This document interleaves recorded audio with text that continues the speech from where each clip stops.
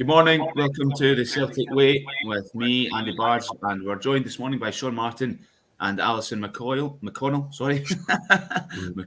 as normal on a Monday, and we'll be reflecting on Celtic's comfortable, win over St Johnstone at the weekend, and there's a full fixture card on Wednesday, so that means that Celtic are playing Hibs as well, who are going through a wee bit of a trough at the moment. Giakoumakis, Sean and Alison, we wondered if he might get to start. I don't think any of us actually predicted it in our lineups. I certainly didn't. I don't think you did either, Alison. Is that right?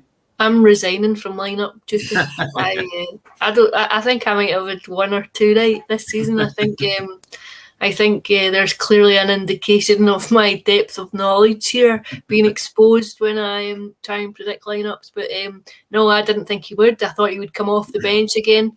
I think he does give Celtic a different dimension. I think you saw that. I think then it changes again when he goes back off. But I hadn't anticipated him starting. I'm sure it would have done him a world of good to get the goal and get 60 odd minutes under his belt too.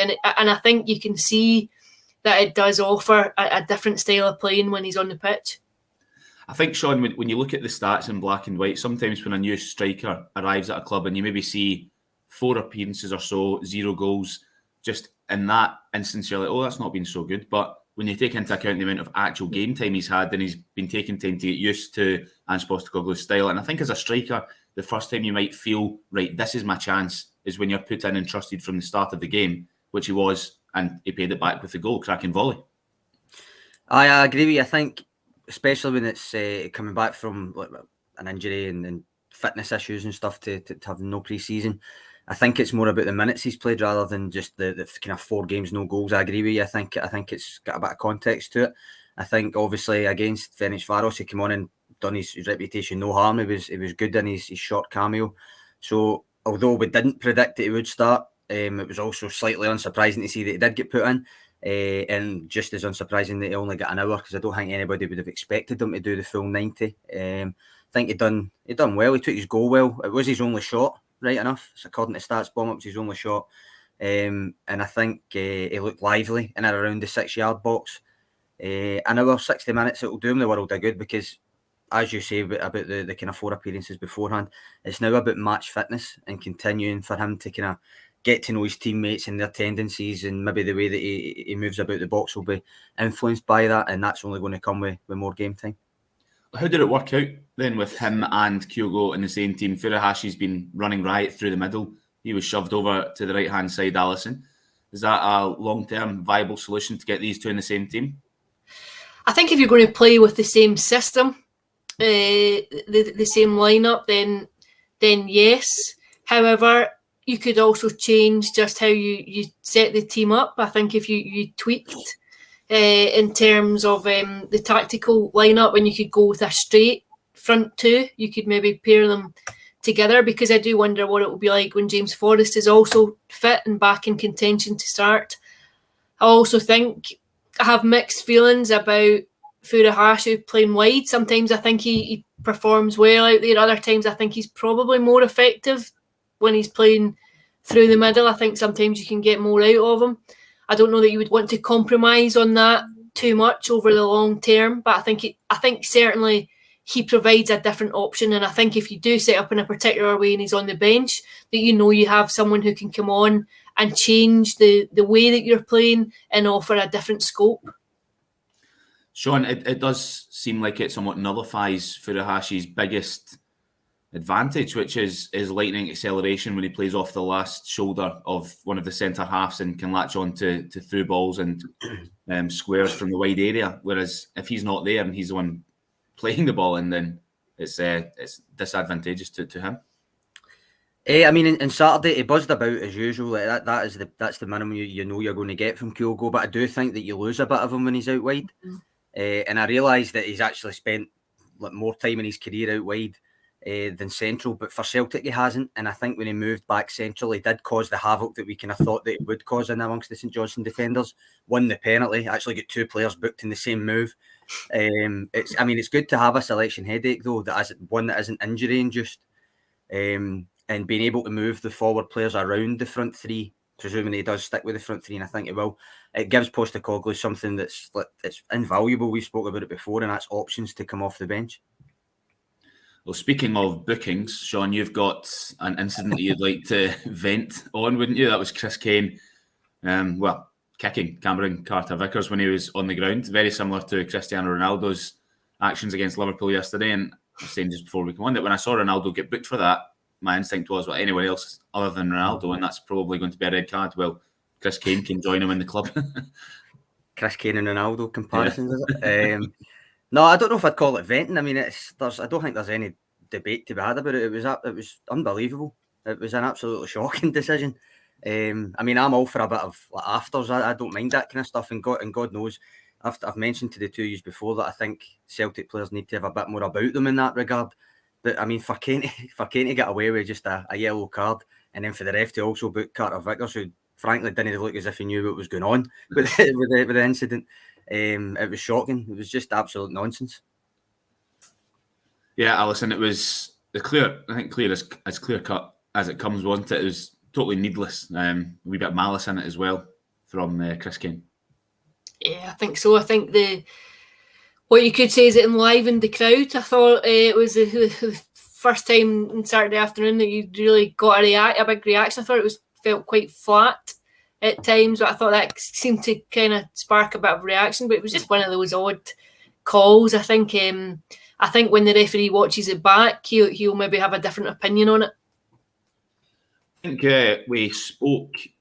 I can't remember what game it was after, about penalties for Celtic and who is Celtic's penalty taker. Sean, I think you said, well, given he scored one against Betis, it will be Juranovic when he plays. I think that's probably cemented now. Another composed finish from him. I think so. Kind of wish I put him in my fantasy team now for that reason. But I think at left back, I think ball and goalie dropping out altogether perhaps tells us a bit about the pecking order. Because that's a few times that Juranovic has come in and played left back. He's actually played left back more than he's played right back since he joined now. And that's been him playing left back over more than one other left back in the squad. And I think he done well enough. He started his penalty away well. He seems composed from the spot. But I think you kind of lose a bit of Juranovic as well, playing him left back, constantly chopping back on his stronger foot and stuff. And I think longer term you wouldn't really want to see him playing left back. So. Are you confused, Alison, by Bolingoli's half exile, I suppose you could call it, because he's drafted in when absolutely necessary, but otherwise completely out of the picture? I think it just comes down to personnel selection. I think for many of us, we wouldn't really have anticipated seeing him again. I think there were points where you thought it was the end of his Celtic tenure. And then when he came back against Livingston, it was quite a surprise to people. Then again, he disappeared out of the fray and has come back in. He's obviously not part of the Europa League squad, which was fairly telling, I think, of maybe where he is in terms of his deployment within the squad and how often he can play. But he's there, he's available. He can't go anywhere now until January. I think it's a question of he may need to be used at times, and he offers an option in the short term at least. Lee Labada, there have been a few calls, Sean, for him to be taken out of the team that he was. Do you think this will benefit him in the short term and maybe even the longer term as well, with more competition for places up there now? Because he did start the season really well, and we keep mentioning that he is still only 19, of a very young winger coming to a new country. Was it necessary to take him out of the team at that point?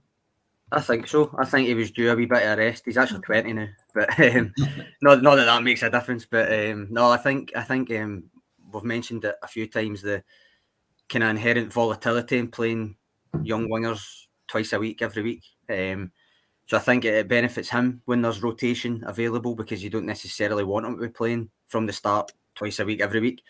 I think the kind of player that he is as well, he will be effective coming off the bench when required too. So I think he was going through a wee bit of a trough, and I think that will benefit him, maybe not starting for a couple of games and maybe having the opportunity to come on and impact the game, get a wee bit of confidence back up as well. His stats are still good. His stats are very good actually for having just joined the team. But regardless, I think he was due a wee bit of a rest there. Somebody agrees with you. that must mean the postman's here. He impressed from the bench, as did Mikey Johnson for the second game in a row. I think we've acknowledged that, given the injuries, which aren't really his fault, but it means he's still got a bit of a point to prove, as Ange Postecoglou brings in new faces in his position, Alison. He looked good when he came on against Ferencvaros. He almost scored a nice goal against St Johnstone at the weekend. He must be gradually feeling like he can be part of this Celtic squad and an effective one. I think what he'll be is hungry. I think he's missed an awful lot of football through injury. I think he's a young player. He's been in and around the team now for some time. I think you're right in terms of having a point to prove. I think he'll feel as though he's as good as anyone that's here just now in that position. And it's the onus now is on him to go and challenge for a regular start and to prove that. I think he has looked as though he has an appetite for coming back in. He looks fit, he looks sharp.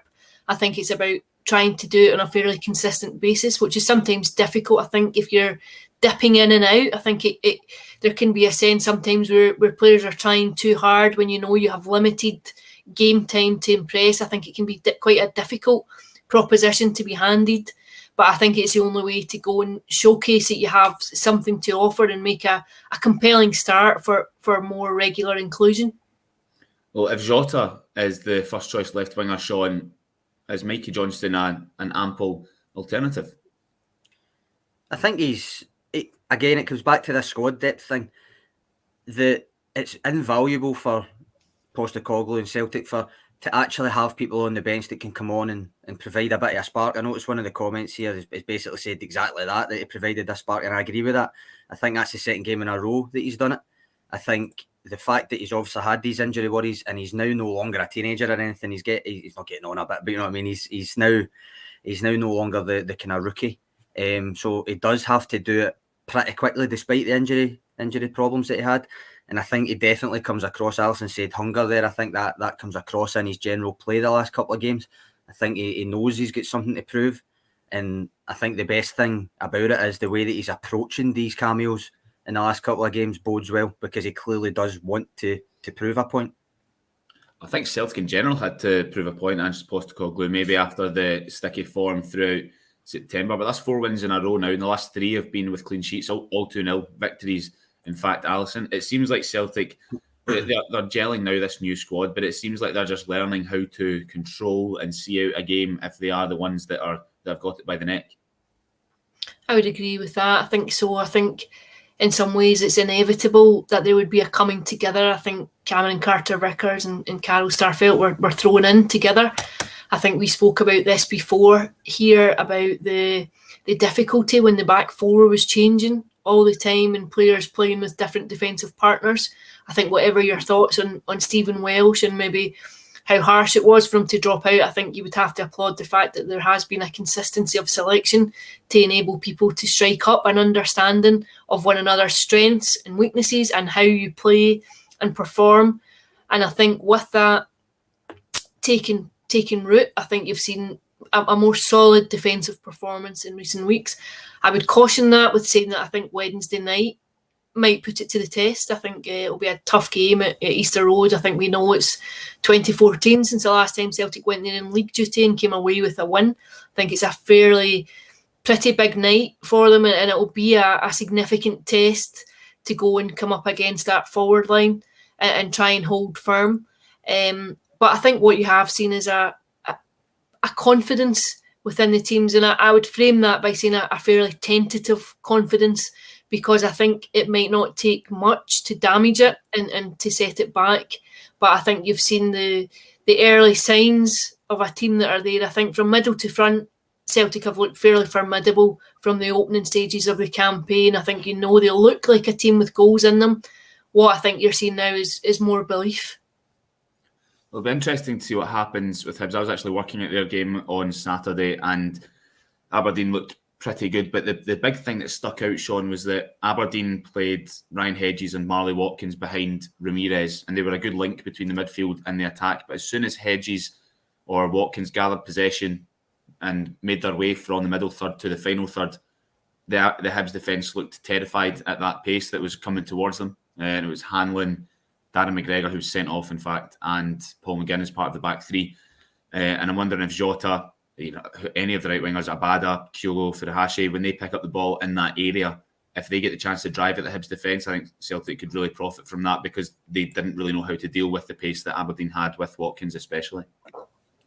I think with Watkins, he's probably a more physical type of player. I know what you're meaning about the directness, but he's more of a physical direct than kind of Jota or Kyogo. But it bodes well for Celtic. I would say what you just said there. If I think Jota and Kyogo worry pretty much every defence they come up against this season, to be honest, regardless of how in form or out of form that they are. But it does bode well for Celtic. I do agree with Alison though that I think even though Hibs are obviously going through a wee dodgy spell at the moment, they've still got players up front that can maybe harm Celtic, so that it'll be Celtic's defence as well that it comes down to. And I think, I mean, Alison, you mentioned again their consistency of selection. I mean, I wrote an article about that, specifically about the centre backs not chopping and changing too much and needing to kind of settle, even just give them a run despite a couple of mistakes, that kind of thing, to let them get to know each other and stuff. And I think the last few weeks has been a positive for Celtic. It's been confidence boosting in that respect.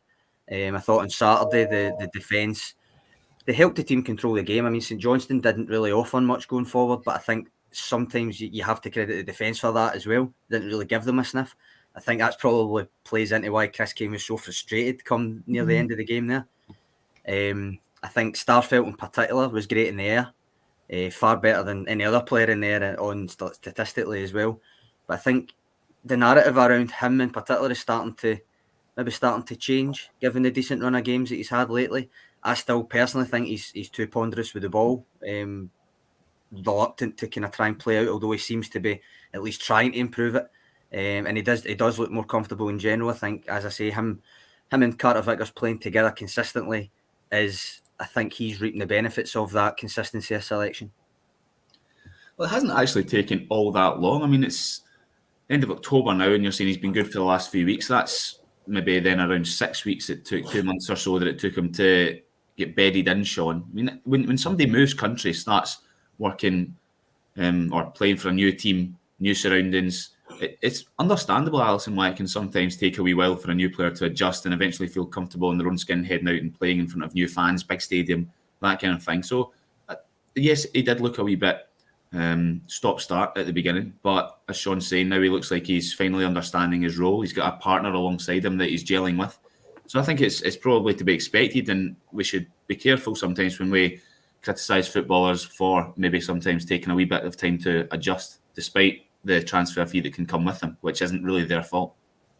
Yeah, I think sometimes there can be a fairly knee-jerk reaction to players coming in. I think you do have to allow them to breathe. I think Celtic and Rangers, for that matter too, I think they're different entities. I think from a distance you can probably think you know what you're stepping into, and then it's probably a bit more sobering when you're actually in the environment and appreciate the intensity around the club and the day-to-day microscopic look at you and what you're doing. I think players would be surprised at that at times.